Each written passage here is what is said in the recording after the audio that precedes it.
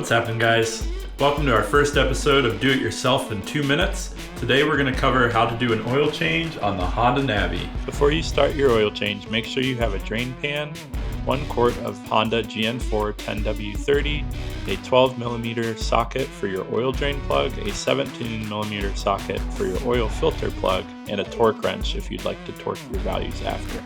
Place the Honda Navi on its kickstand and locate the drain plug on the lower right side of the engine by the exhaust.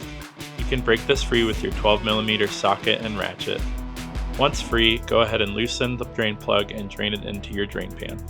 Once the oil is drained from the bike, you can go ahead and torque the drain plug to 18 foot-pounds. If you don't have a torque wrench, make sure you do not over-tighten this because you don't want to strip the casing or the bolt. Wipe off the excess oil with a rag. Now you can move to the other side of the bike to take off your oil screen cap with a 17mm. The thimble comes out first, followed by the spring and then the cap. Make sure you reinstall in this exact order once placing back in upon draining the rest of your oil out. Torque the oil screen cap to 14 foot-pounds.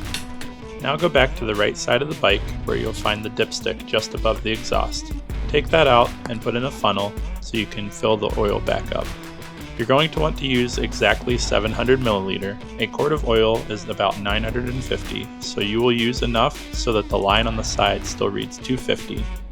Once complete, double check your oil level by putting the dipstick in and pulling it out to see that the oil is halfway up the hash marks on the stick.